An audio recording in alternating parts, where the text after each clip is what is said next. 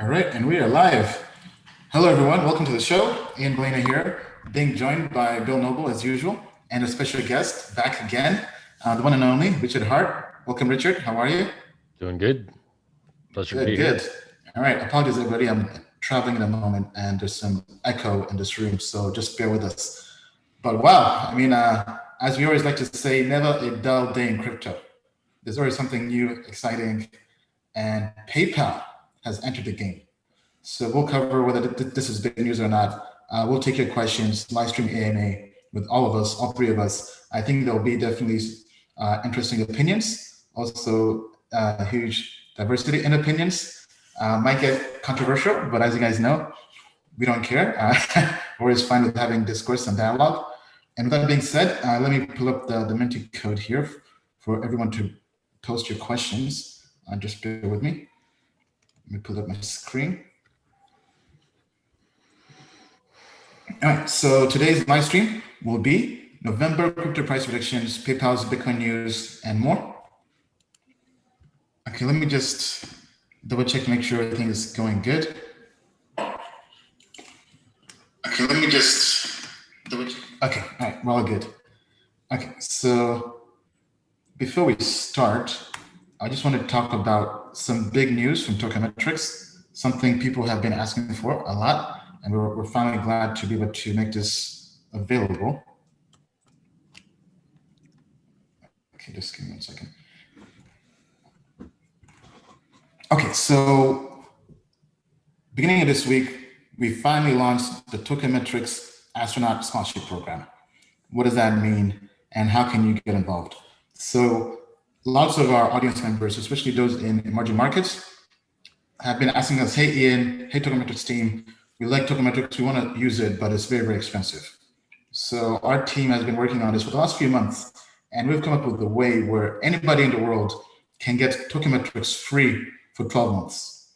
So how do you partake? How do you become involved? Just simply refer people to TokenMetrics. So let me pull this up here. We have a blog post. If you go to our blog, the most recent blog post goes through the details. Okay, just give me a second here. So just go to our blog. This has all the information, but basically, long story short, if you refer 5 people to TokenMetrics, you'll get 12 months free of our hardware plan. If you refer 10 people, you'll get 12 months free of the investor plan. And yes, if you refer 50 people, you'll get 12 months free of even the professional plan, meaning that you no longer have to pay, right? If you're part of the TokenMetrics family and you're able to go out there and just evangelize the product, you can get a free plan to TokenMetrics. So just join the affiliate program. Everything happens automatically. Once you qualify, an email will be sent to you automatically. And yeah, so for anybody out there, whether you're a student or somebody who's brand new to crypto, but you lack the capital to invest, but you still want to leverage our research, well, now there's a way for anybody out there to get a free scholarship to leverage TokenMetrics. Bill, anything else to add in terms of the scholarship program we just launched? I think it's great for people in emerging markets, right? The foundation of all business is sales. So if you can, sell a couple TokenMetrics licenses, you're in for a year. And I couldn't think of a better time to get in for a year than now. All right. Thank you, Bill. Apparently, referral programs are Ponzi schemes and multi-level marketing pyramid schemes. Apparently, no. I mean, be ready for your comments. Well, I mean, if anybody's going to hate on a free scholarship, I mean, they can go to hell. They will hate on it. Have no fear. I mean, because we're here giving people education and knowledge, right? Hey, Amazon can have one. Tesla can have one. Microsoft can have one. But you can't have one. I mean, Coinbase can have one, Binance can have one. Yeah. But we can't have one? Exactly. Yeah. I mean, but first of all, big shout out to all the affiliates out there. We've had our program launched in January, and we have more than 4,700 affiliates already. And our team told me we've paid out more than $200,000 in affiliate commissions. I was blown away. So, I mean, we definitely already have a huge community but we think this is really going to take us to the next level and make sure that anybody out there is involved, whether you're in Africa, Middle East, South America, no matter where you are, if you're willing to put into work and evangelize TokenMetrics, our team will reward you. So with that being said, tell us what you think down in the comments below. Okay, all right, so let's continue into the stream. Let's go straight, actually, sorry, I forgot to do shoutouts. Let's do shoutouts. Hey, what's up, E-Dog on Twitter. Eric, what's up, fam? Why Daz of Danny, what's good? Hi, Sharji on Facebook, Lou on Facebook. Good day from Melbourne, Australia. I love Australia. I want to go back once travel opens. Dix from YouTube, what's up? Mikhail, what's up? Texas Pads, how are you? I'm actually in Texas right now. Just touched down in Dallas, left Austin. Austin was fun. Seems almost everybody in crypto is going to Austin. Definitely big crypto scene. What's up, NFT God? Love the name. Arnold, how are you? All right, so be sure to like, subscribe. Okay, it's coming from Titus Kofi saying hex to the moon. Yes, so we know lots of our audience members have made money with hex. So, I mean, we're glad to have Hart back on because I think maybe let's kind of just hop straight into this since you're here. Just give me 1 second here. Because I was telling Richard offline that so many people were calling hex a scam. And to me, as somebody who does investment research, that's lazy research. Because I feel like if you're going to give an opinion or a verdict on something, it should have substance. It should, right? So if somebody cannot back up their claims from a purely substantial perspective, then it's not really research, right? Because yes, we can believe something is a bad trade or investment, but back up the logic behind it. As opposed to just saying something is a scam, but not having anything to say. For example, I saw your interview. Who was that guy? Peter McCormick? Yes. Right? Where he didn't really have any actual substance, right? I mean, for the record, right? Our opinion on Hex was we didn't think it was a scam because our team has gone through the code. We had calls with the developer. However, I did not invest. I didn't think it was a good investment for me at that time, and our system has gone through that. But we think it's okay to trade it if you're trading it. My stance on Hex was you had this claim period where anybody who had Bitcoin could go and get free Hex. I mean, as an investor, I did not see how that was a scam. If anything, it's basically an airdrop. And why would anybody have an issue with an airdrop? Now, so I told our audience, if you have Bitcoin and you qualify to get Hex, why in the world would you not get that free money?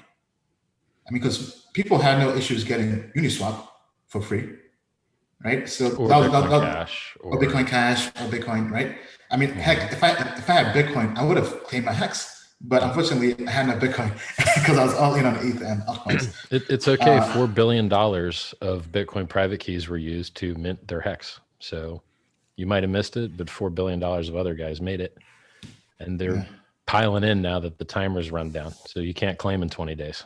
In 20 days, it goes away. So they're jumping in at the last moment. Yeah, so just want to kind of put that out there since we have you here. But we'll cover more on Hex and crypto market as a whole.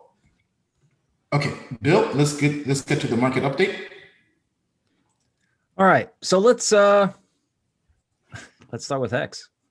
All right. Okay, so let's talk about this whole idea. Where there's some people have, like what Charlie Lee said. So normally, if something's at least legit, it has what I call a natural rhythm to it, right? That means when it goes up in 5 waves. Okay, this comes from a mysterious guy called Elliott Wave. And it's nice because it indicates that, it's being traded by human beings, not robots. Or it's not all the way up, all the way down, or pump and dump. So in 10 words or less, Hex has got a natural rhythm to it on a 1-hour chart off Uniswap, right? You can see over here, some big player came in. There was a lot of volume before the show. All right. But when Hex trends, it trends naturally, right? And this is a 4-hour chart of Hex. And this is like a 12 period moving average. All right. And it's following a moving average. So whatever this is, it's going up in an orderly fashion with a natural rhythm. So if you didn't know anything about it, that's the chart view, right? So for everyone who says, okay, this is not legit, I've seen stuff that's not legit, it doesn't act like this. So, all right, now the market. Let's talk about this. Total crypto market cap, right? This is something we're all interested in, from Bitcoin to Hex, right? And one thing I noticed is that they just don't want to go near this May 2018 point. They're scared. They don't want to go near it. Total crypto market cap, this includes Bitcoin, right? Now, what I've seen in the past is when something goes to a resistance point, but it won't hit it, it pulls up short. What that means to me is when it finally goes, when people stop finally being afraid, like our guest was talking about people piling in at the last minute, when fear disappears, okay, the ensuing move is big. Let's go to alts. Okay, this is total 2 on TradingView. This is altcoins, right? So over here, you're going to see, I don't know, alts going up and down a lot. Okay, it's a weekly chart. But what's been happening is we're winding up the spring in a confined space. That's what this volume histogram means. So we can sit here and wind up the spring, but eventually it's going to go. And this whole idea of DeFi being dead, I disagree. Okay, we're just going to find who in DeFi or who in alts is or is not a legit long-term player. Okay, Bitcoin. I talked about this thing going parabolic, right? PayPal comes in and it's a movement. The Bitcoin maximalist guys, get rid of the shorts and the flip-flops, boys. You're going to corporate Christmas parties now. You are. I saw a tweet that says it may be cheaper one day to buy a corporation that holds Bitcoin than to try and buy Bitcoin itself. And I was talking to people about this going like to 20,000 in like a 3-day period, because that's how every other alt, by the way, including something like Hex, right? This is huge lurch higher sort of, when the trend gets mature. Why can't Bitcoin do that? All right, well, it hasn't done it yet, but the fact I got laughed at when I brought it up leads me to believe it's possible, right? Because I don't think anyone thinks that A, crypto can move before the election. That's before. And B, that whoever wins the election doesn't matter for crypto, that it's going to moon anyway. Now, I know that makes me sound like a crypto moon boy, but, look at Ether, right? Ether's in this giant box, right, on a 4-hour chart, and every time it dips down to 400, someone's there. Why? Well, here's a laughable thing. Because they want to get ready for the next alt season, which is going to kick off as soon as BTC, does a 25% in one day. So you're like, wait, hold on, slow down. What? Like, right. I think Bitcoin could do 25% in one day, and then alts just start following right after that.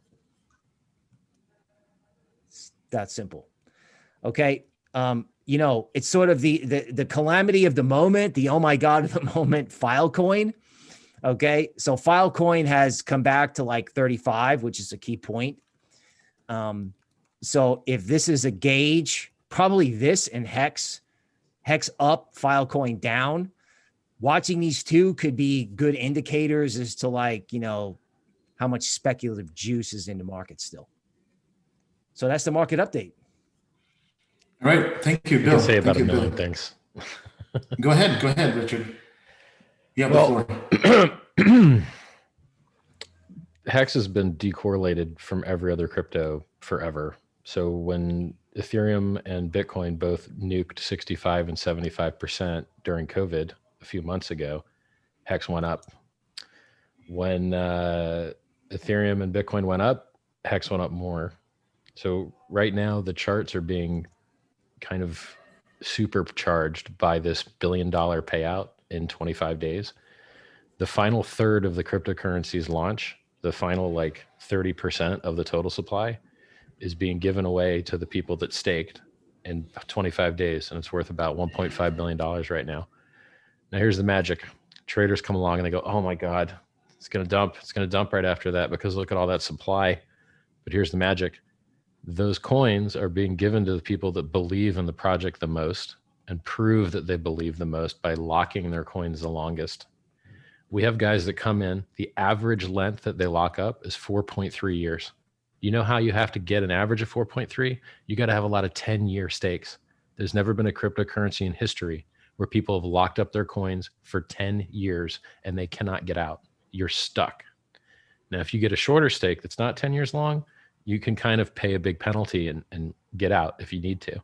But when you stake 10 years, you're in for years. For years, you are in. And then you do the chain analysis on these guys, which is what I love about Hex. Hex led the revolution and made Uniswap popular. Hex was 40% of the Uniswap volume and nearly their liquidity for months and months. So when that Uniswap airdrop came, the Hex people got 5% of the total supply of a $1 billion coin market cap. That's how many people Hex brought to the Uniswap ecosystem. So when you analyze markets, like if you see somebody buying Coinbase, you don't know who that is, and you don't know how much they have in their bag, and you don't know what other things that they own. But in Hex, when you look at the chart, you can go to uniswap.info and watch the trades as they happen, and you can click them and see, oh, this guy owns these other coins. And then you could paste it in hex.live or hexinfo.io and see how long his stakes are for, and see if he's a trader or see if he's a holder. You can see if he was profitable, if he made money, he lost money. If someone emergency end stakes and they plan to sell real quick, you can front run them and sell before they do.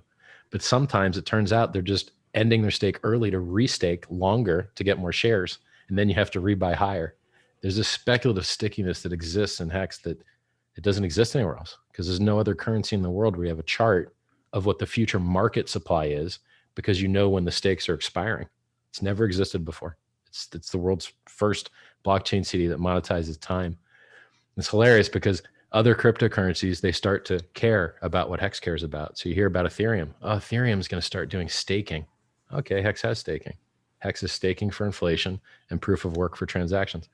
Why do they want staking? Well, one, reduces pollution. Two, drives the price up because it locks the coins up, reduces the velocity, increases the value. What else do they want to do in Ethereum? They want to do coin burning with EIP 1559. Why do they want to burn coins? To make the price go up. Oh, Hex already has coin burning. When you lock your coins, they're burnt. So Ethereum is trying to catch up with the game theory that Hex has already had for a year. Which is hilarious because like Hex is built. Now, Richard, though, I mean, I'm not gonna debate per se if Ethereum's better than Hex from an investment perspective, because I'm super bullish on Ethereum. However, sure, I do think Hex has been a great hedge for altcoins, right? Because to be fair, even our price prediction index that was AI powered, I think back in July, when it had its best month, it was holding Hex, right? And that was just based purely on just the quant trading, right? Because Hex was a good way to really just make money. Sure.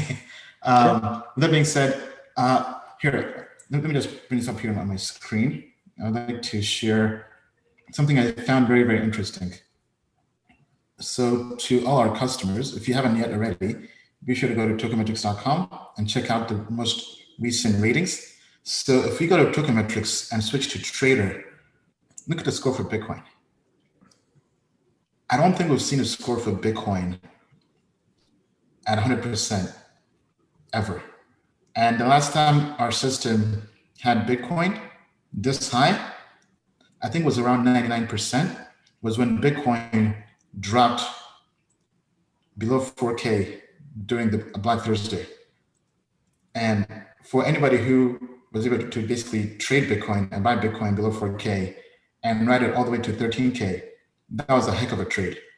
And it's very, very interesting that the trader grade has Bitcoin very, very bullish. So I think if we factor in what's been happening recently, and then also the news with PayPal, I mean, for anybody out there who's trying to trade Bitcoin, we think now is really a good time. Now, to be fair though, on the other side, our price prediction models are showing Bitcoin So we actually have Bitcoin going all the way to about 12,700. So Bitcoin is actually already doing better than expected. But I mean, we're definitely very, very bullish short term on Bitcoin entering November. But I think as we approach the election, there'll be lots of uncertainty during that time. So for anybody out there who's trading, if you're up in profit, basically take some profits. Bill, so what do you have to say for people who are trading Bitcoin short term between now and the election and then post-election? Okay, well, fortune favors the brave, folks. I think in Bitcoin and all of crypto in general, there seems to be this, I don't know, this like, oh, I missed it. Like DeFi went up, DeFi went down, I missed it. Bitcoin went up, I missed it. There seems to be this like resignation that everybody's missed it. I think it's just getting started. Somebody was talking about first inning. I'm talking about more like national anthem, right? So I think anybody who's trading Bitcoin short term, they're looking at it. They might be afraid to buy, but don't be afraid to buy, right? I think our guest is trying to tell you the same thing about his coin, right? Like everyone's afraid. Everyone says all this negative stuff. I mean, I went to his website and I read the first high interest blockchain certificate of deposit.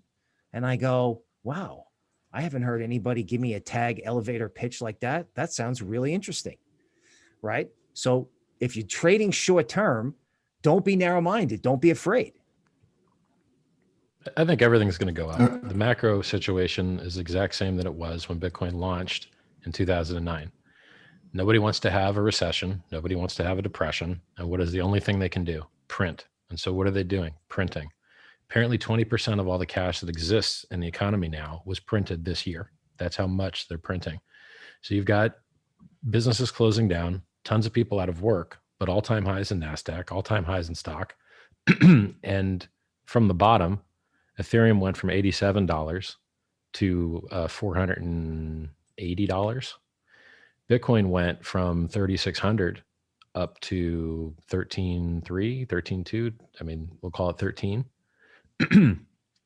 If you look at the difference between the recovery from the COVID drop, Ethereum is up 2.5x over Bitcoin. If you think about fundamentals, Ethereum is faster, more secure, has anonymity built into it if you want to use tornado.cash, has 2000 TPS through ZK rollups like zksync.io or Optimism Labs or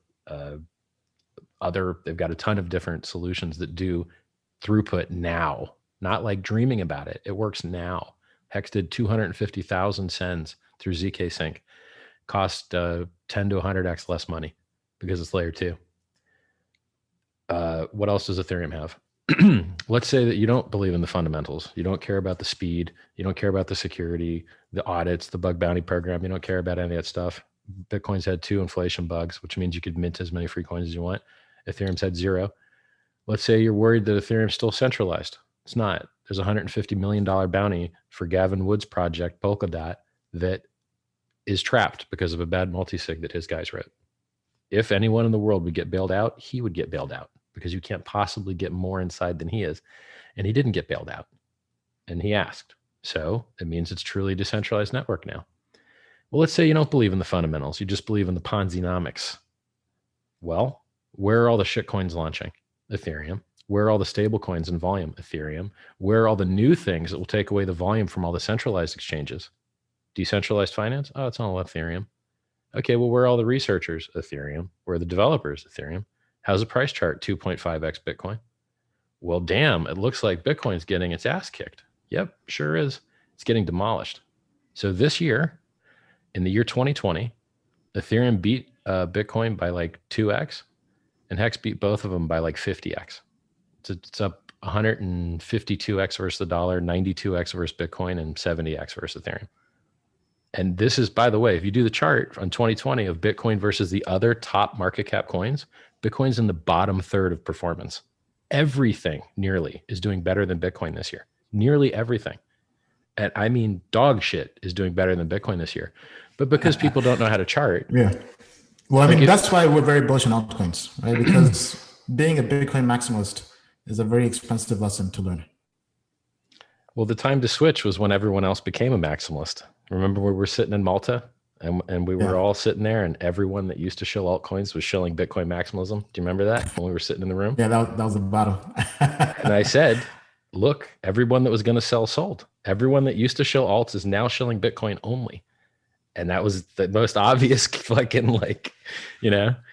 All right. Well, tell us what you think down in the comments below. Let's go into the next section.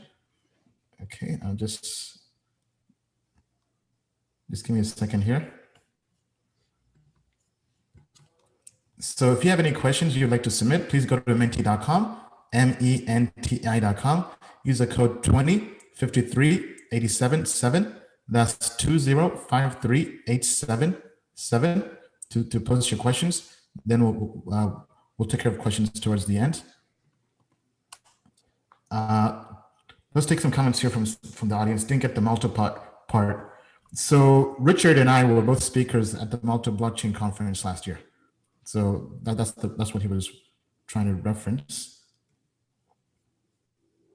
Okay, people talking about where do you buy Hex, Uniswap, but not financial advice. Do your own research. I mean, I could answer that one, right? The best place is ETH. Well, the best place is to use the contract to mint your own hex, which is go.hex.com, because you're not sliding the price against yourself. If you use ethhex.com, which is a front end for Uniswap that has hex as a primary citizen, because the Uniswap people like to gatekeep to make their new token have value. So if you have enough of this uni, you can present a vote to get your token in the main list. It's a fucking security. Sorry, I'm not supposed to curse. You know, securities where you give money to a common pool with the expectation of profit from the work of others. Well, they manipulate their front end, which is the work of others, to try and give value to their token they duct taped on there. The system worked fine before they duct taped the token on. Well, anyway, you can just fork it since it's open source and put your own front end. So ethhex.com is just a fork of the Uniswap front end. And you can, there's like $10 million of liquidity there. So you can buy and sell as much hex as you want anytime, no off switch, no admin keys, no counterparty risk like OKX. Can't withdraw your money because the founder got arrested. Like Quadriga CX, like Cryptopia, like Mt. Gox, like BTCE, like you want to go through the list? Uniswap and ethhex.com solves all that crap. All right, thank you. So let's go on to the next question. So time for Crypto Showdown. So go to menti.com, tell us what you think. In your opinion, what's the best project? So this is basically a battle of DeFi projects. We have Compound and we have Yearn Finance. Both of them very interesting projects. Compound really ushered in this entire DeFi movement. And then Yearn Finance, YFI, has kind of been called the Bitcoin for DeFi because it was what's called a fair launch. I know Richard has some comments on that as well. But Bill, tell us what you think from a TA perspective, for anybody who's trying to trade these two coins, which one is a better trade?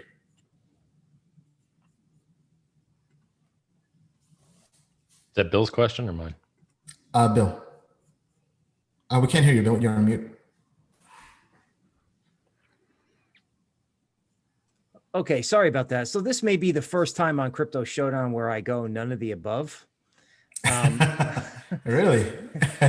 Well, I mean, here's Yearn on a 4-hour chart. So this count indicates that, you know, that they were done selling it, but no one has started buying it, right? Compound, it's sort of the same thing, only the catch is it looks like everyone gave up on it right here. You know, that feels like people giving up, especially when you've had all these other big red candlesticks. People got really enamored with Wi-Fi, and then I think they're going to get discouraged. So if I had to make an answer, I would say Compound, only because, you know, Yearn's got great technology, but it seems like people are exhausted trying to trade it back and forth. Okay. Richard? I wouldn't buy either of those coins.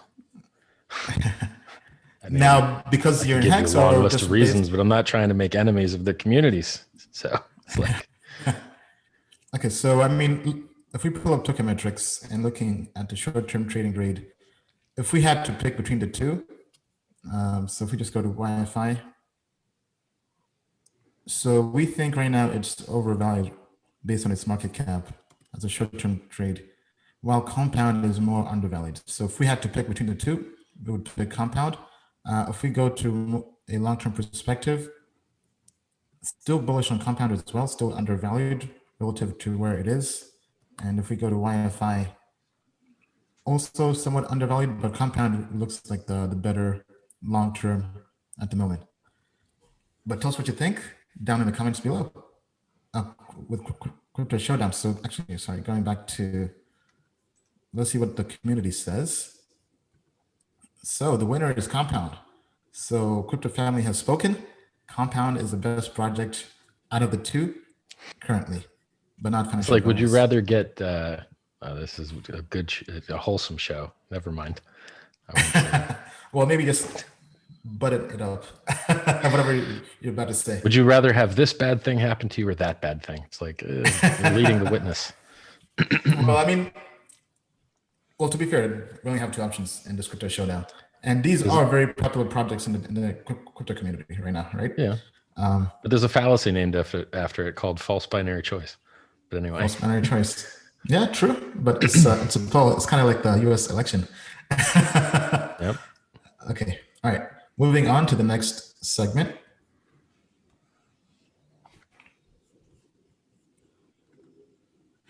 Okay, so question of the day. Will we have $20,000 Bitcoin and above before end of the year, before 2021? The options are yes, Bitcoin to the moon, no, Bitcoin isn't ready yet, or not sure. I think we kind of already know where most people are going to answer based on some earlier questions. But Bill, what's your take? Do you think Bitcoin will get a new all-time high before end of the year? I don't think it's going to take out the all-time high, but I think it's going to try to go up there. Right. I think you're going to see 19 or 20. I don't know if it can make a new high, but you know, it feels like the people who are bullish are not long. They're not buying. Right. I'm starting to call it FOHO, fear of holding off. Right. People are just sort of, you know, the bears don't care and the bulls are like, well, we have to wait until after the election. And I'm like, well, no, you don't. That's just my view. It's like, I rarely take the contrarian sort of smart ass angle. And I'm doing that with crypto between now and the end of the year. All right, Richard. First, 20K is only a 50% move, which is pretty pitiful. So everyone's got their eyes on this huge 20K prize that's a garbage, pitiful 50% move. Hex did 50% in the last 2 days. It's like, it's a move for ants. So it's not even interesting to predict it. But if we're going to do fanfare and fan fiction around a pitiful 50% move, well, everything else is, and I mean, everything else is moving tons more. Let's talk about OKX. Who has the largest cold wallet that has real Bitcoin in it in the entire world? OKX does. So you can go to bitinfocharts.com or Google Bitcoin rich list, and it'll show you the largest wallets, and 42% of all Bitcoin is held in only 2,000 addresses. OKX has the largest cold wallet in the world. Now, can you withdraw from OKX? No. Why? Founder went to jail. Okay. Well, what's going to happen with those coins? Are they going to be given back to their users? Are they never going to be given back to their users? Is he going to do 8 years in jail, 8 months, 8 days? Is the government going to seize those coins and sell them? That's what really matters. The biggest cold wallet in the world, what happens to it matters more than the election, matters more than a 50% move, matters more than all that stuff. And I'll tell you another thing people haven't been looking out for, but they should. What is another gigantic wallet that has Bitcoin in it? 138,000, 140,000 BTC in the Mt. Gox trustee wallet. Mt. Gox trustee was going to pay those out, but thank God, he decided to delay it again. Because I tell you what, if a bunch of plebs get 140,000 Bitcoin, what do you think they're going to do with it? Well, they can't sell it now. but they could sell it when they get it, right? So there's these existential things going on with centralized entities, which, by the way, crypto is designed to solve. So if you don't hold your own keys, you are doing the opposite of what crypto is designed for. If you give your keys to some centralized entity to try and make yield on your money, you're doing the opposite of what crypto is invented for. And you are the reason that hundreds of millions of dollars gets lost. And you are the reason that these centralized entities dump the damn price, because you gave them your keys. You are what is wrong with crypto. And it's not just happening then. It wasn't just past stupid. People are present stupid. There's a stupid project that does yield farming that's holding $1 billion of other people's money with an admin who is anonymous and holds all the keys. And he can steal that $1 billion nearly whenever he wants. But people don't learn. Which project are you talking about? It's called Farm. Farm? It's called Farm. Yeah, FARM. So if you go on Chris Black's Twitter, he lays into people with their centralization crap. RenVM. Yeah, I advertise on the front of hex.com to get people out of Bitcoin and into Ethereum and into Hex, and that's nice. But it is not decentralized. There's 6 guys apparently that hold the keys to the $1 billion or $3 billion of Bitcoin wallet. That is not what crypto is meant for, right? So Farm is a huge warning. RenVM is a huge warning. And all of these projects that have admin keys, if the admin can fix it, he can break it. All these projects that have oracles, if the 2 guys running the Oracle server decide to change the price, everything breaks. But people don't learn. They don't listen. There's very few projects in crypto. I literally only know of like 2 in DeFi that don't have admin keys and don't have oracles. Uniswap is one and Hex is the other one. And every other project I know of, except maybe forks of Uniswap, has admin keys and has oracles, and people won't realize how bad that is until that shit gets exit scammed. And how many exit scams and rug pulls have we seen over the last few months? Hundreds. People don't learn. It's crazy. Yeah, I mean, definitely good points. Now, isn't Uniswap going to be coming up with oracles in the future for V3?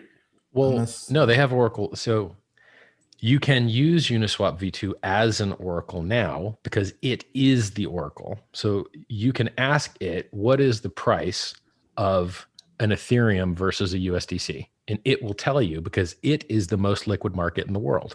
And it will tell you what its price is. An Oracle is a stupid, dumb, closed box that isn't in control of anything, and it just forwards information to you. So if you're on Ethereum and you ask, what is the Bitcoin price? You don't know. Someone has to run a Bitcoin node, and someone has to turn that knowledge into something the Ethereum network can understand. So when you stay on the same network, you don't have to endure the trust suck of someone else just lying about what the price is. By the way, if you made the most honest Oracle in the world and it just forwarded the New York Stock Exchange prices to the blockchain, you'd need to roll it back because the New York Stock Exchange screwed up and fed bad data. It has happened. So anytime you jump off the network, things don't work right. And for instance, people go, oh, well, we're using like a few providers and we're averaging them. Okay, well then the few providers collude. And now what? And why wouldn't they? Right? Like it's so silly to me. So Uniswap V2 is an Oracle. It does not rely upon Oracle. Yes, yeah. Okay. All right.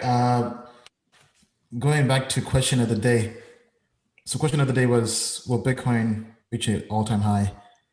I mean, at this point, I think yes, because we're all bullish on Bitcoin, right? I'd call it 50-50. I think it's possible. It's a 50% move. Yeah, it's not a big call. I mean, it's like the only reason it's a hard call is because we've only got 2 months to do it. Yeah, but I think it's based on what TokenMetrics is saying, the fact that it has it rated this high, and I've not seen Bitcoin this high since the Black Thursday crash. I think now's a good time to be in Bitcoin, but that's just my opinion. Look, you already went up 400% from 3K to 13K, and now we're like getting excited about a 50%. The 400% was an 8x larger move already. Like, yeah. All right. So tell us what you think down in the comments below. Going back to the question of the day, and yeah, I think we're kind of speaking to the choir. Yes, Bitcoin to the moon and beyond. People don't realize a month is a very short period of time. Like, come on, guys. Okay, all right. Let's go straight to the AMA. Okay, so if you have any questions you'd like to ask, go to menti.com, MENTI.com. Use the code 20 2053877. That's 2053877. Now, somebody I saw in the comments was asking who our guest is. So if you missed the intro, Richard, how about just doing an intro on yourself again? Hi. For anybody who Hello, missed? I'm Richard Hart. I have a YouTube channel, youtube.com/Richard Hart. I have like 50K followers there, about 60K on Twitter, twitter.com/Richard Hart Win. I called the $20,000 top in 2017, back when the price was about 3 or 4K. I called the multi-year bear market at about 9,500.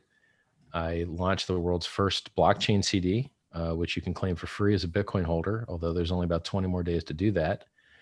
It also has about a $1.5 billion payout that's happening in that same 20 days. It's like 25 days now, maybe. And it's up 153x versus the dollar in 2020, from January 5th till now.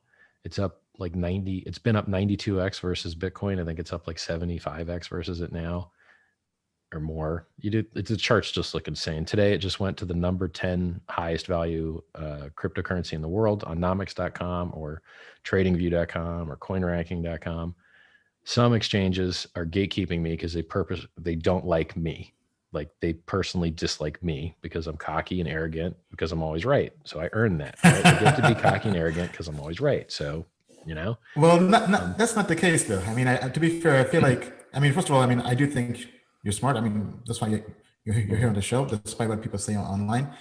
But I feel like maybe if you, not pacified, but you were just more Trump's president. humble. You got to learn from it. Trump is president and he acts exactly like this. And when the world changes and rewards being more soy, I'll go more soy for the public. But as long as I can be myself and get rewarded for it, I'm going to do that. You know what I mean? But if you're trying to go with gatekeepers, I feel like you have to. No, I don't care about those guys. We just rat around them.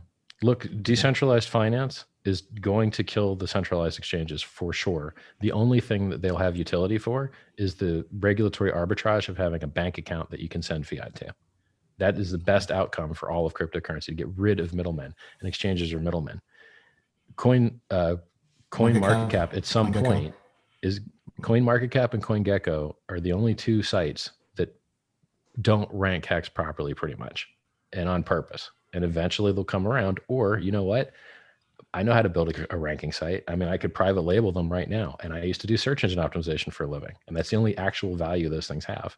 So if they want to see me enter into their business and outcompete them, they can keep fooling around for a while, right? But it's like to enter into less profitable businesses is just so much less exciting to me than to just keep looking at how amazing Hex is, right? Like, I don't want to go into their stupid business. It's not as profitable. Hex is worth $3.3 billion today. CoinMarketCap sold for 800 mil. And I bet a lot of that was stock, probably with some vesting period, right? Like a lot of it was probably BNB tokens with a vesting period. So it wasn't really 800 mil cash, right? Anyway, we're doing just fine without those guys. Yeah, well, I'm just saying to do you, but tone it down a little bit. No offense. I'm going to take it up. I'm shoving it down their throats. Well, the thing is, even if you're right, nobody likes that. That's kind of. You know what? Some people do like it. I'm telling you, some people do like it. How do you think Donald Trump got to be president? Because everyone liked him? No, he was a prick. No. He was mean to everyone on stage. He says outlandish things. He makes fun of crippled people. He grabs pussies, and he's president now. You got to learn from that dude. It's not an accident. And everyone that hated on him drove him for. People called Hex a scam. Everybody called Hex a scam all the way until now it's number 10 value. Good job, guys. Thanks for the hookup, right? It's just hilarious. Like they don't understand the game. Let's hop into the AMA. Bill, so somebody has a question on Nash. If you could pull that up. Sure. NASH. So Nash.io exchange is doing great things. No, with their exchange. Yeah, so basically just asking for our thoughts on it. And I think their token is called NEX, N-E-X. Actually, I think this is two tokens. But anyway, pull up Nash. Let's just do analysis on that. So as Bill is pulling that up, so Nash is also meant to be a regulated decentralized exchange, if I recall, which seems kind of like, doesn't make sense because how can you be decentralized while regulated? And it hasn't really taken off, to be honest. Uniswap is pretty much crushed all the dexes out there currently. Okay. Okay, Bill? so this is NEX versus Bitcoin. There's kind of a saying, triple bottoms don't hold. I learned it from a guy a long time ago. It's hit support so many times that it looks like this launch up here. Actually, Bill, sorry, wrong coin. That's wrong coin. Yeah, I'm sorry. Nash, not Next. The person had two different.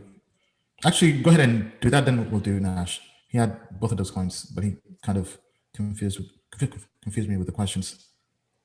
All right, so Nexo doesn't look good to me. What's the other symbol? Nash, NASH. Okay, let me go to this. While I'm pulling this up, our guest kind of has a point. He who controls the narrative controls the world.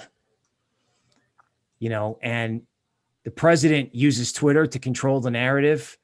And I have to be honest, like when I first started looking at Hex, I saw a tweet from our guest that says, you should take all your Bitcoin and Ether and sell it right now for Hex. And I was like, damn, I got to check this guy out. I got to check this out. And then you told me he was on the show. All right. So this is Nash, right? Nash Exchange. Yes. Yeah. Okay. So, I'm looking at things versus Bitcoin, right? And then I don't know if it has it versus the dollar. Here it is. All right. Again, with stuff like this, especially when you see this type of rocket move up and then all the way down, for all the people that give our guest a hard time about his coin, like this is what pump and dump looks like, right? Not seeing that on his coin, but on this one we are. So this is kind of dead and needs a reason to wake up. But it looks like somebody occasionally ramps it higher so that they can unload it.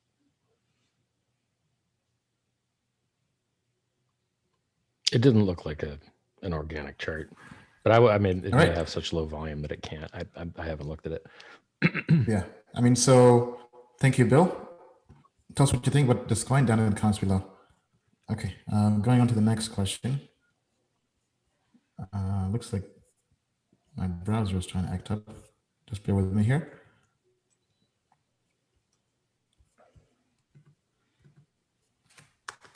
Okay, all right. So next question from the audience. Which exchanges do you recommend as a must have? And how do we know which updates are in the pipeline for TokenMetrics? They're in an updates timeline, calendar, and website. Good questions. So in terms of updates, just go to feedback.tokenmetrics.com. We do have a roadmap there. But honestly, we haven't really been updating that as much because we've kind of been busy with some things internally. But I would say if you're a customer and you're on the email list, then just read our emails. We have updates there or our blog. Then in terms of what exchanges do we recommend, just go on our channel or just go on our blog. We had a survey with our audience. We asked them, what are the top exchanges you recommend or use? And I think the winners were pretty much all US-based, Coinbase, Binance, Kraken type exchanges. But even now, I probably would add Uniswap on there. Those are the ones people are mainly using. Bill, any platforms you recommend for trading? Well, I'm a Coinbase and then 1inch. 1inch exchange, yeah. Right. I just think that whole concept is interesting, and Novogratz is involved. So, whether people like it or not, you have to get used to it. Now, I also like this idea, our guest has got it, and I don't know if I'm allowed to ask questions, but go ahead. It sounds like you can actually buy and sell Hex directly with you. Is that right? Well, you can mint your own Hex by claiming it for free at go.hex.com. And if you self-refer yourself, you can get a 32% bonus. Now, refer somebody else. Sorry to jump in. Could you repeat that? So we can still claim Hex for free? Because I thought that there was a deadline to that expired. There is. In 25 days, you get nothing. But I thought that was like last year. It's a 1-year launch, and we're on day like 330 of 350. Now, when you say claim, do you mean purchase?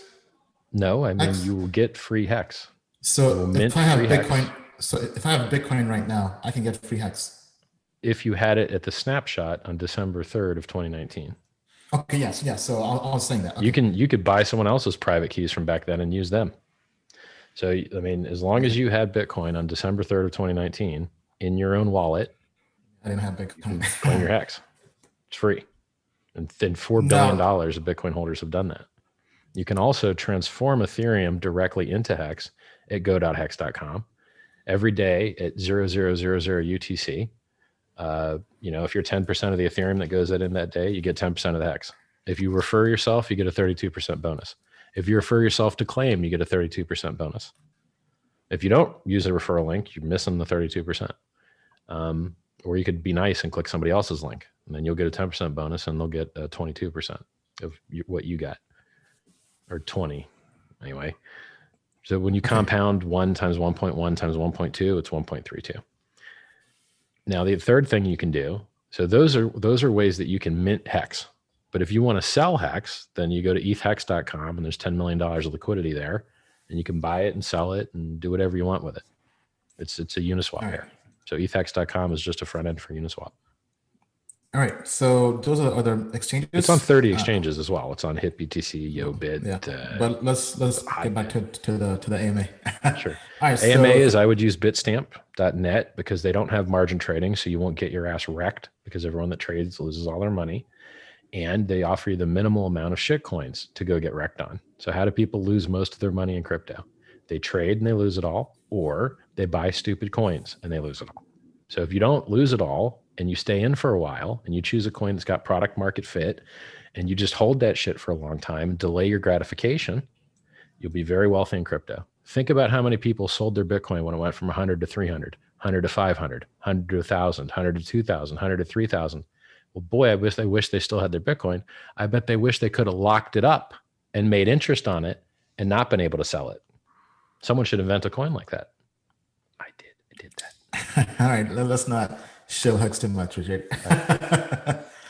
Okay, but it's true. Like if exchanges are how people lose money in crypto, and Bitstamp has been around forever, and they offer the minimal amount of bullshit.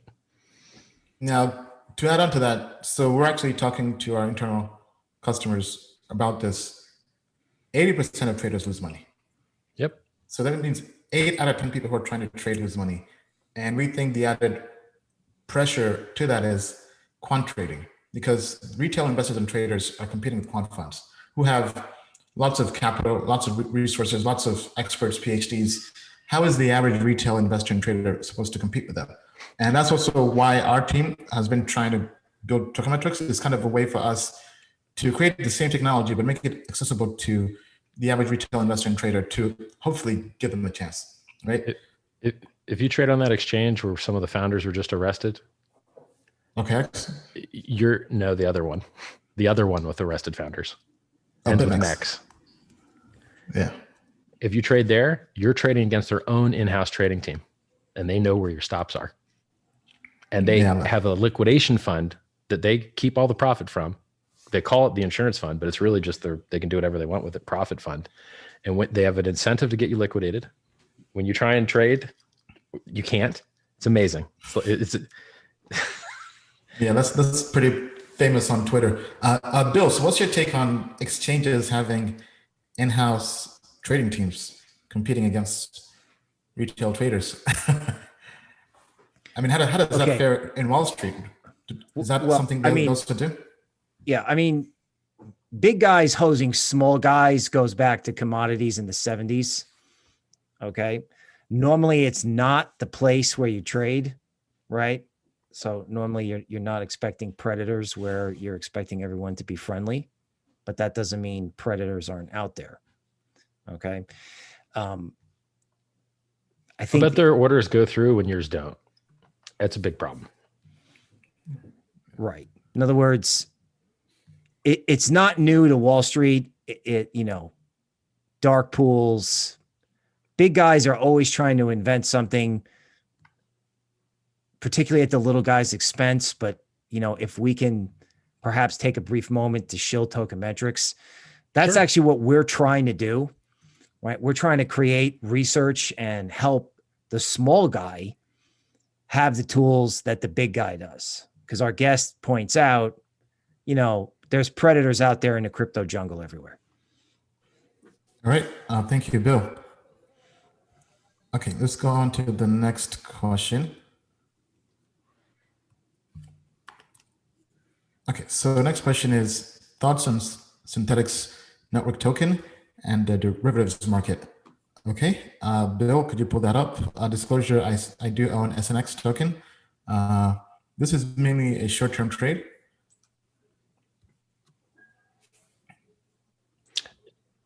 That's you, Bill. All right, I'm pulling it up now. I'll just go quick then. I am not a fan of derivatives in crypto because if you set up side bet games like BitMEX, like other derivatives, you don't have to buy the real coin. You just have your little side bet going on. Oh, money was made, money was lost, money moved around, but no one had to buy the real coin to do that. When you have spot settled margin trading, you got to buy the real coin to play. Oh, you want a short? Okay. You're going to have to borrow some coin to sell it. And then you're going to have to cover and actually buy back the thing you shorted. Things you don't have to do in a derivatives market. Oh, this future just expired. You don't have to buy back, right?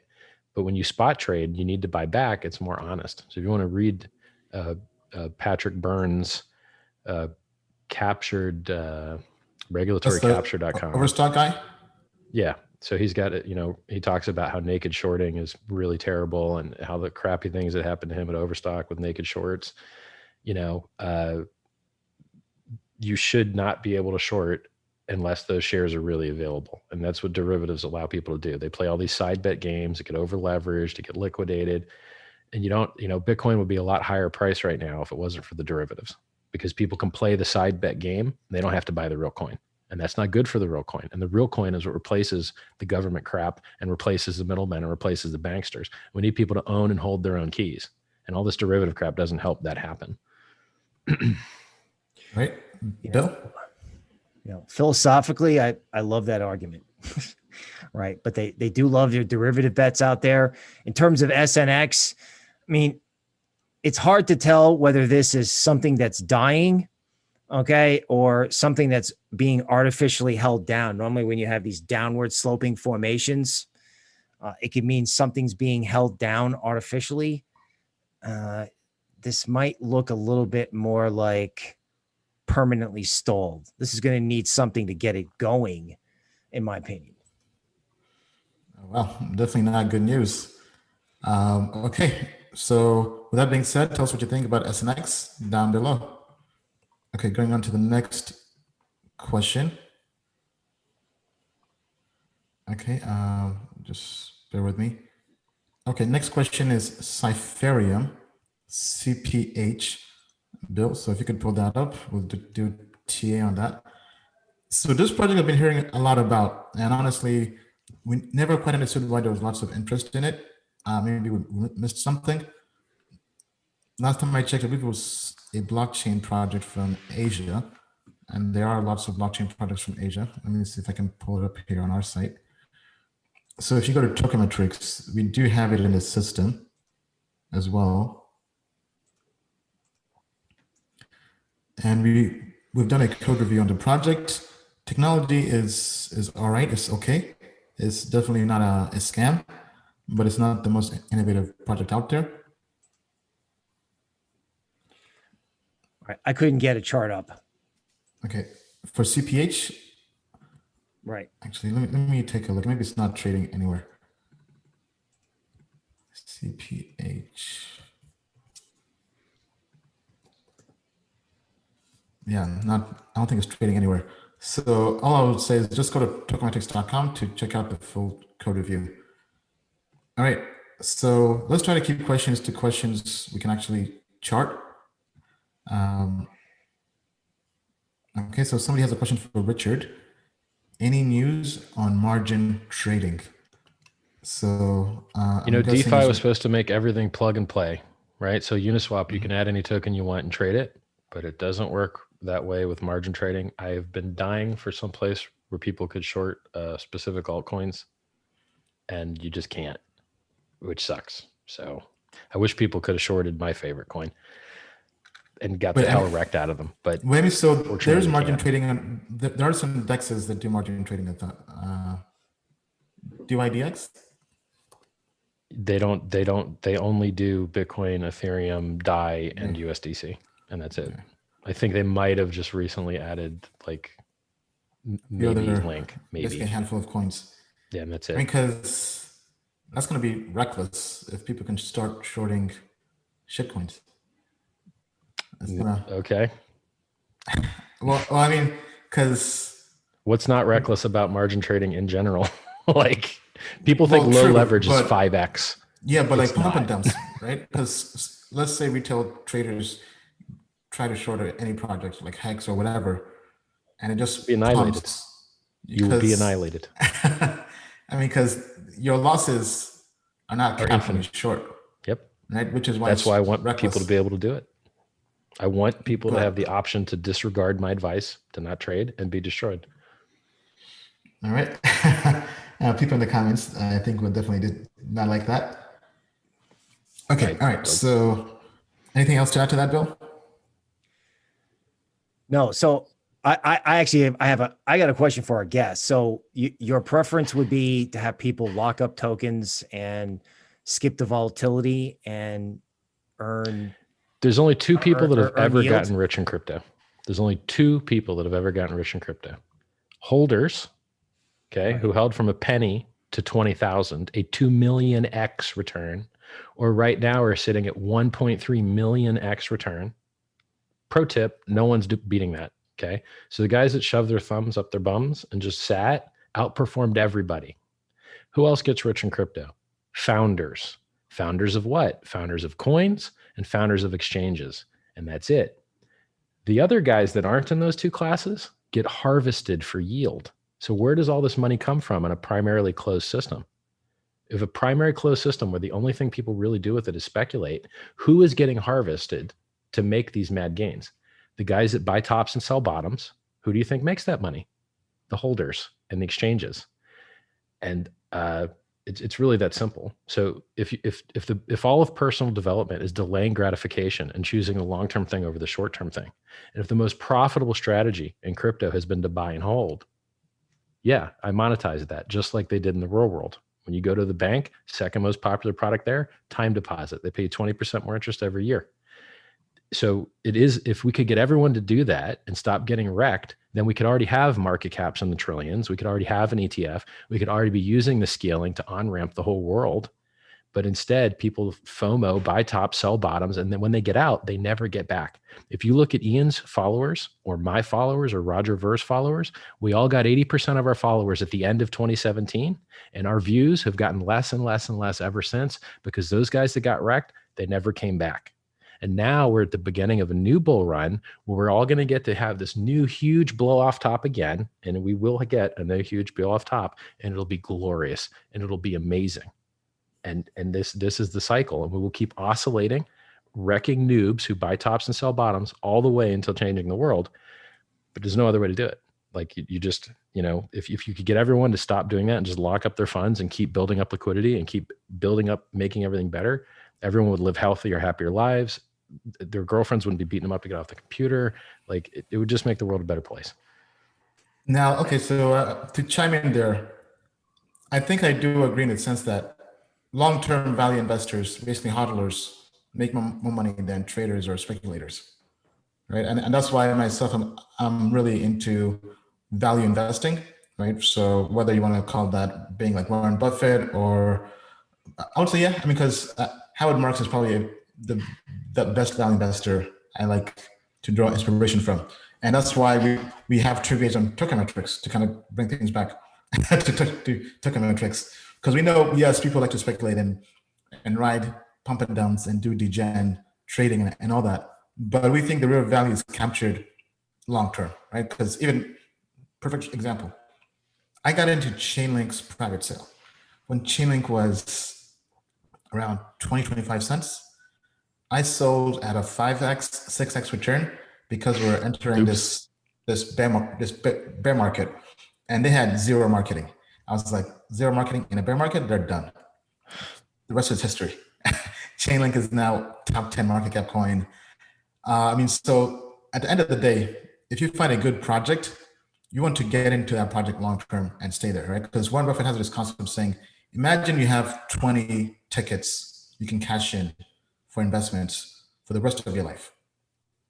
And you have to think long and hard about those investments. So to bring that to crypto, ask yourself, imagine you could only make 10 investments or 20 investments in crypto. Not in a year as trades, but for the rest of your life. I'm basically about to be 32. Imagine I live till I'm 100 years. So basically 70 years, I can only make 20 investments. That will make you think twice about what you invest in, and you're investing for the long term. And I think if more people invested like that, they'll make a lot more money. Bill, anything else to add to that, or Richard? Yeah, I agree with that. I agree completely. I mean, I come from a serial entrepreneur background. I retired in 2003, had 150 employees, 60 million a year turnover, self-made man. But way before Bitcoin was invented, 6 years before Bitcoin was invented. Product market fit. Is what you're doing working? Do you have a defensible moat? Do you have pricing power?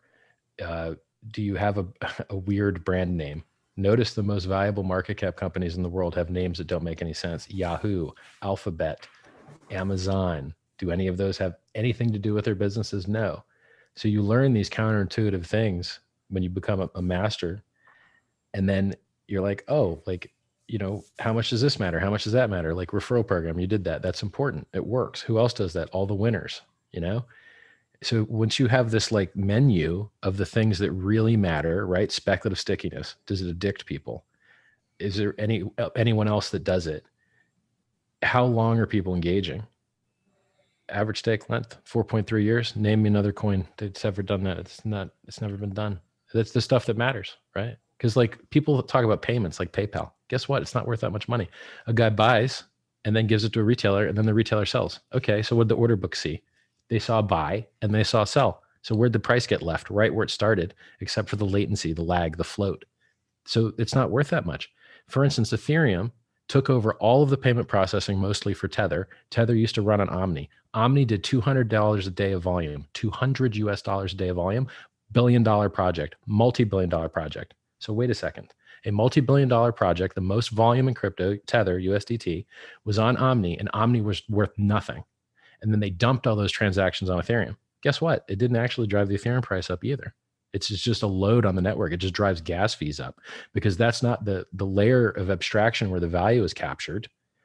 So for instance, Ethereum, we see DeFi projects going up hundreds and thousands of %, but Ethereum has only gone up like a 3 or 4x. Why? Because you don't need to buy Ethereum. You need to buy the thing that's going up a lot. Ethereum is just the substrate, the middleware. And if Ethereum tries to capture too much value in that area, there's all these other things that just take Solidity code that will take it over. So I look at Ethereum like a keyboard. A keyboard is a way you could write a novel, but the keyboard doesn't write the novel for you. Ethereum's the same thing. You can introduce something new and innovative and interesting, like Uniswap, which is now 66% of all usage of Ethereum now. 66% of Ethereum usage is Uniswap, and maybe 10 or 15% is Tether, and everything else mostly is noise, right? So like when you start to look at these systems, you're like, why actually, if you look at how much money liquidity providers in Uniswap make, it's more than Bitcoin miners and it's more than Ethereum miners. Okay, well, what's the actual innovation? What's the actually important thing? What actually has the use case and the demand? The Uniswap project has more demand and use than actually Ethereum does. If you look at the numbers, like it's, it doesn't mean buy the token because it was duct taped on there. It was a public good. So everyone loved Uniswap because it didn't have a token. And then they had to duct tape one on to respond to an attack from a competitor. All right. Thank you for that, Richard. Pleasure. And tell us what you think down in the comments below. Okay. Going on to the next question. When is the hype index and quant trading launching? Okay. There is no hype index. I think you're talking about sentiment analysis. So that's something our team is still testing. Timeline for that is probably sometime next year, but there has been a delay on the quant grade and the new trader grade. Those probably will be launching sometime next month, unfortunately, just because we've been putting lots of other fires out with our data provider, CoinMarketCap. They made some changes to the API, which kind of broke things. But we do hope to have that ready by next month. So for those who don't know, we plan to do a complete retooling of our entire trading system on TokenMetrics. So here, let me pull this up here on the screen to show you how this will affect all our customers. But we think this change is for the better, because now we'll remove the subjectivity out of what we do and make it even more objective, meaning, hey, we could even find projects like Hex without having to listen to all the noise, right? So if we go to TokenMetrics, right now we have two grades. We have trader grade and value investor grade. Value investor grade is based on our team going through doing fundamentals, code reviews, and then we have automated TA based on the AI. But the plan is, based on our back testing, it's actually more efficient if we make a new grade based purely on 54 quantitative data points.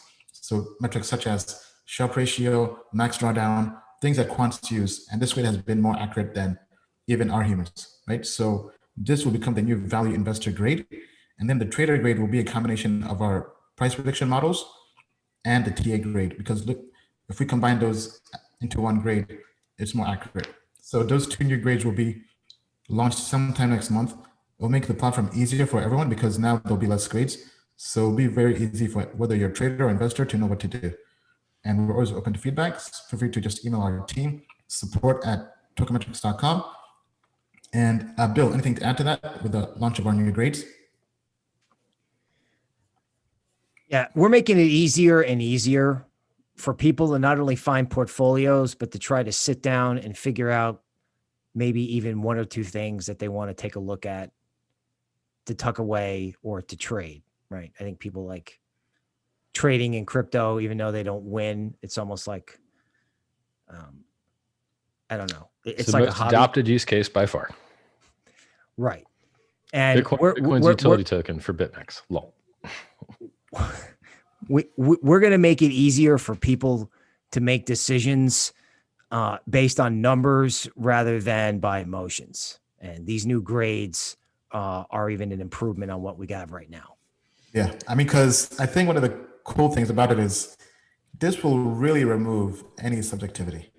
I mean, because like that's why we have our guest Richard here, right? Lots of people have been bashing his project. Now, as mentioned before, I'm not bullish on the project long term. I don't own any Hex, but as a trade, it's been making money.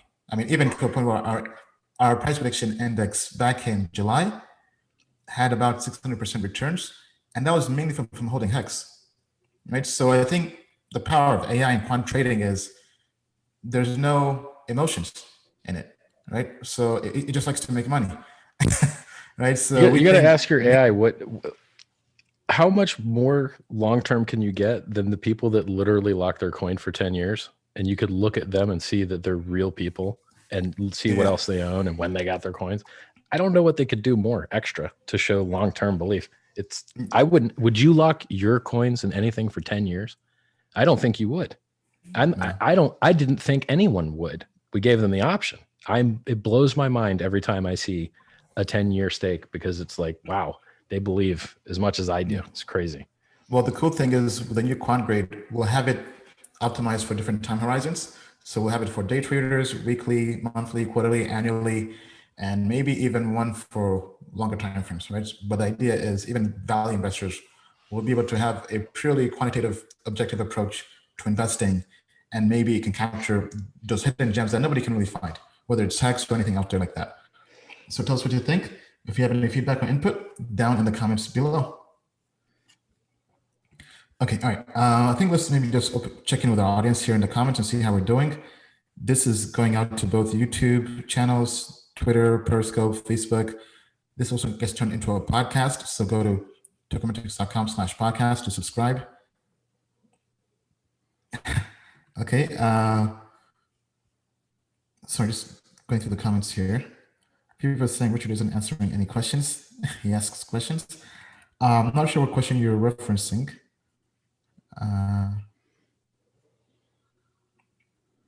Yes, so Naveen, we do have flow on TokenMetrics. We do have the code review on the platform. That's the blockchain project from the creators of CryptoKitties. The tech is good. Fundamental-wise, most projects that they launch aren't really so good. So, but the issue though in the last few months, fundamentals have kind of gone out the window because people have just been pumping and dumping projects. And with any new tokens, we always say, wait for the hype to die down, wait for the FOMO to go away if you like the project, and then accumulate afterwards when everybody has left the project. That's typically the best entry. Okay, all right, let's see here. What are the questions we have? I love the balance of philosophy. Sustainable wealth for everyone would be awesome, but is it possible? Okay, You're going to have dips. It's a feature. Noobs have to buy tops and sell bottoms for everyone else to eat from their flesh.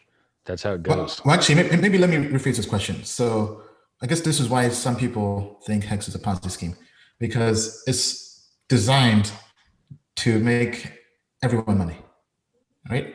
That's not how that works. I'm sure you'll find people that get wrecked because they buy tops and sell bottoms. But or they emergency end stake and pay penalties. There's been a billion hacks of penalties paid this year. That's about $80 million. Could you maybe go through the gamification of Hex and sure, it's real simple. Bitcoin, you can only do two things with it, literally two things. You can mine it, which inflates it, and then you give those coins that you minted, you sell them to pollute the environment, to pay electricity companies, and give them to weird foreign companies that test your equipment a little bit longer than they should to make yours less profitable. Or maybe start their own fake Bitcoins that they try and replace the real one with, like Bitmain did. So that's what happens in the Bitcoin ecosystem. You can mine it or you can send it, and that's it. That's all you can do. You can mine it or you can send it. And every Bitcoin that is in anyone's hands went through a miner first, and he dumped the price to pay electricity bills. Is there any other features you've got? Sure, time locking. Do you get paid to time lock? No. So does anyone do it? No. Okay, what else can you do with it? That's it. That's literally all you can do with it. You can mine it or you can send it. Okay, what can you do with Hex? Can you mine it? Yeah, but instead of paying people to dump the price and pollute the environment, we pay people to hold the price up. So Bitcoin inflates to pay miners to dump the price. Hex inflates to pay stakers to hold the price up. Okay, well, which one has a lower inflation rate? Well, Bitcoin hyperinflated from no coins to 18 million coins over 10 years. Hit $20,000, even though it hyperinflated at year 9. Now, Hex takes that inflation phase and just gets it over with in the first year and distributes all the coins and goes right to 3.69% max, which is less than Bitcoin had when it hit 20K. It was about 3.89. So Hex introduces a new feature that doesn't exist, that Bitcoin doesn't have, called time locking. It's better for the environment. It has higher throughput. It has higher security. Wait, I mean, time locking is basically staking. No? Say again? Time locking is basically staking. No, because staking everywhere else in the world is fake. You don't have a time component. When they talk about total value locked in DeFi, it's not locked. It's as locked as it was in your wallet. You can take it out and send it whenever you want. Real locked has a time component, like your bank CD. So Bitcoin tried to be a currency, failed entirely. Nothing is priced in it. You can't use it anywhere, but that's fine because it did something more valuable called store of value. $7.2 trillion is locked in time deposits in the United States and China. Only $5 trillion of printed money exists. So by accident, Hex does payments better than Bitcoin does. It's on zksync.io. You can do 2,000 TPS on it. You could do it 10 to 100 times less money than it costs in Bitcoin. Security audits. We've got 2 security audits, 1 economics audits. Bitcoin has 0. Ethereum has 0 inflation bugs. Well, Bitcoin I don't think that's fair, Richard. Bitcoin has been audited by the community. Bullshit. Okay, then how did a Bitcoin Cash developer find the last inflation bug, and instead of minting as many free Bitcoin as he wanted, had to tell the Bitcoin developers about it? The Bitcoin Cash developer that doesn't like Bitcoin. Yeah, but you could have audits, but it won't make you bulletproof, right? Even products that but you could have a bug bounty program, which Ethereum has and Bitcoin doesn't, and you could have more people actually caring about security. You care about miners. If the miners get evil and start doing bad things, you know what Ethereum does? They have already got tested a proof of work change. They're ready to do it.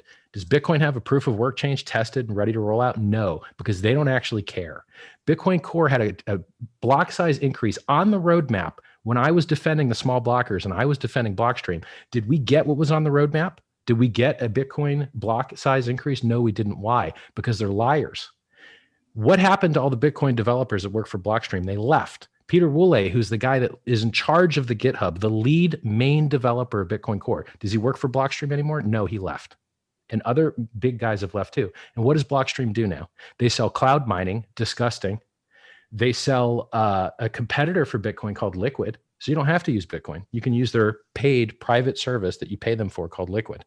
Does this sound like good decentralization to you, that the core developers are developing cloud mining and things that compete with Bitcoin? Because it doesn't sound like good decentralization to me.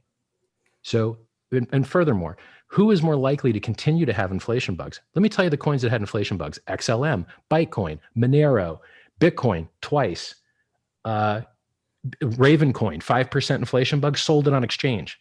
What is the most dangerous bug that actually gets executed in cryptocurrency? The inflation bug. And how do you prevent it? By isolating the consensus code where it can't be accidentally screwed up by network improvements.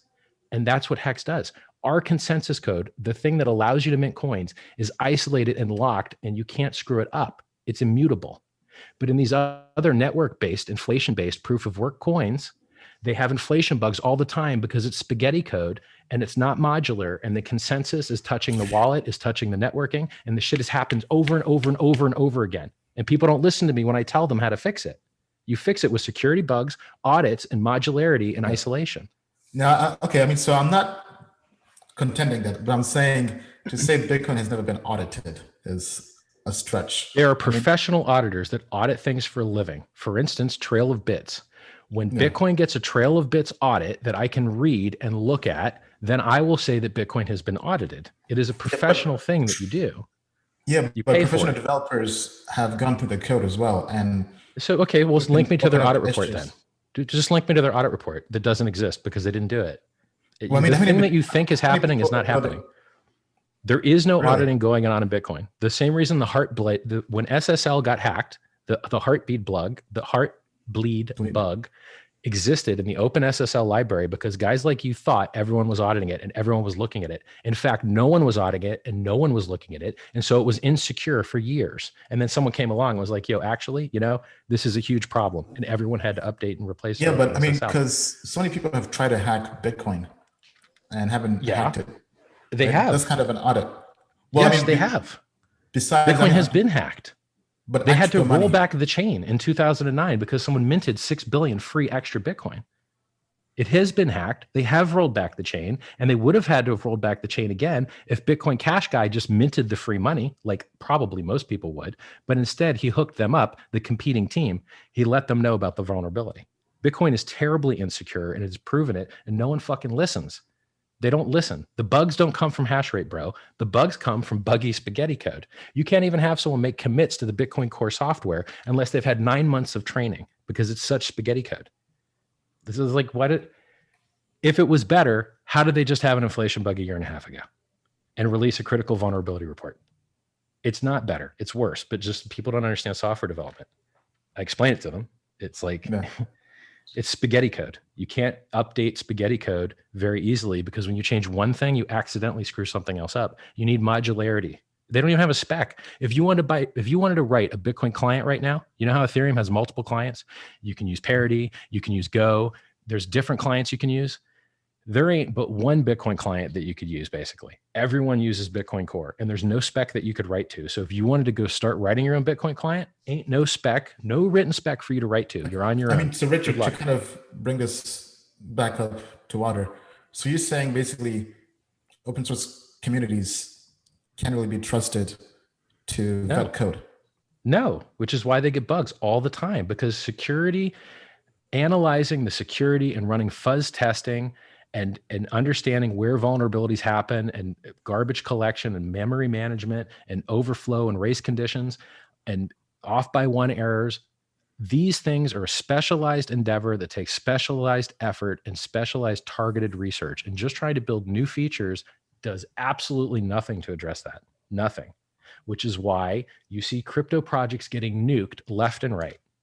Hex doesn't, because we did everything right and delayed a year and got 3 audits in economics and 2 security. Everyone else just launches and it's like, oh, we hope it works out. And then they get the shit hacked out of them. What companies did you everybody's use money for the audits? Say again? What companies did you use for the audits? We used Chain Security and we used Coin Fabric. And I can tell you, Trail of Bits does good work. There's some guys that do ZK stuff now that do good work.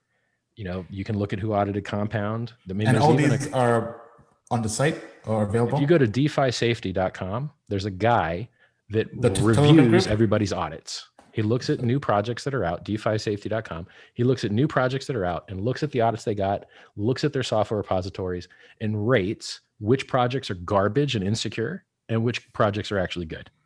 So go to defisafety.com and I'm actually part of the Telegram. What you're looking at did well or did poor. Let me pull this up here. We've kind of gone off on a tangent, but okay, so they've done code reviews on Aave, Acropolis, Ampleforth, BZX. Is Hex here? Okay, yep. Hex. Yep. So what do you think of the audit they have here? Well, he's not reviewing the audit. He's reviewing the processes around the audit.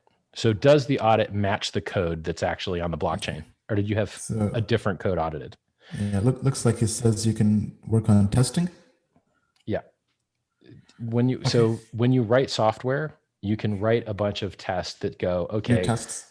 This is 2 + 2 is supposed to equal 4. And then you write a test that goes, okay, does it really equal 4? And basically there's a computer science argument as to how valuable testing really is, that form of testing. So we've had 2 security audits, we've had fuzzing, but no one has gone through and been like, oh yeah, 2 + 2 is supposed to equal 4. It's like, it's remedial. It's like that form of testing isn't actually testing. Okay, that's so maybe Bitcoin has had inflation bugs, but I mean, because Bitcoin has been around for a while and lots of security researchers have tried to hack Bitcoin, right? No, and this is pretty. Or you would be able to link me to the results of their efforts. You're dreaming the shit. I'm telling you, they haven't. You see all those reports there? Where's Bitcoin's audit there? It ain't there because there isn't one. There's no Bitcoin audit. It does not exist. The only audit I'm aware of that was ever written anywhere related to Bitcoin was back in 2013. Someone from the Bitcoin Foundation paid somebody to write a list of existential risks and their likelihood to Bitcoin. And it had nothing to do with the code. It had to do with price and miners and a lot of other stuff. There is absolutely no security audit for Bitcoin at all. It does not exist. Or you could read it. All right. Well, let's check in here with the audience and see how we're doing. This is quite the stream. Okay. By the way, I have to go in about 5 minutes. Okay. Maybe we'll have you say some last words. All right.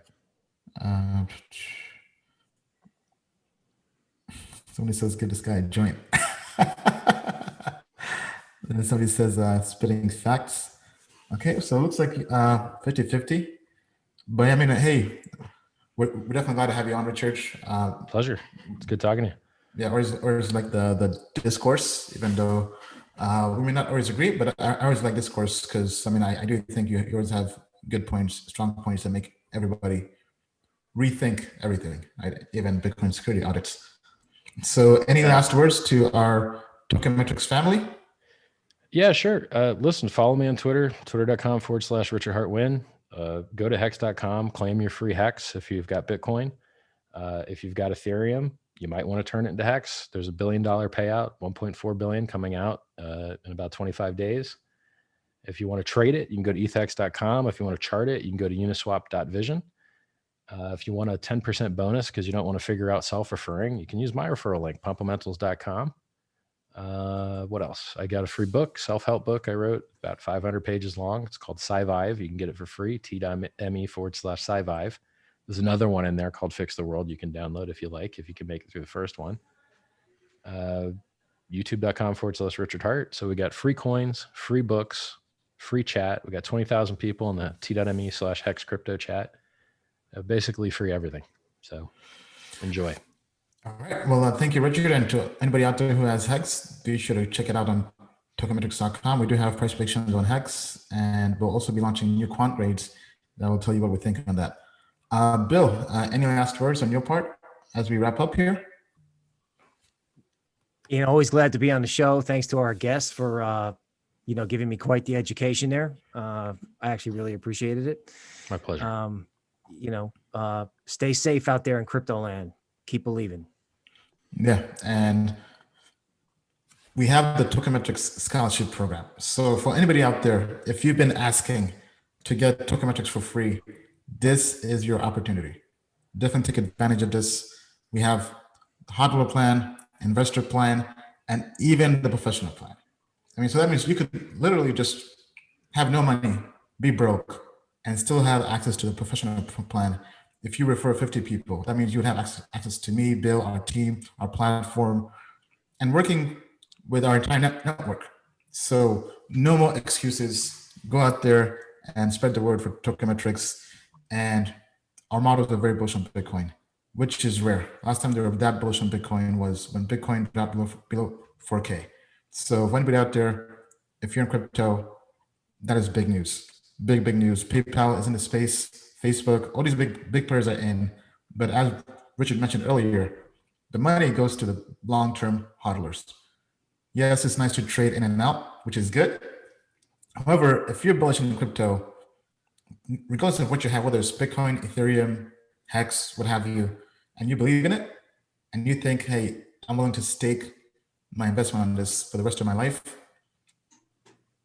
that's how you make the money. That being said, thank you, crypto family.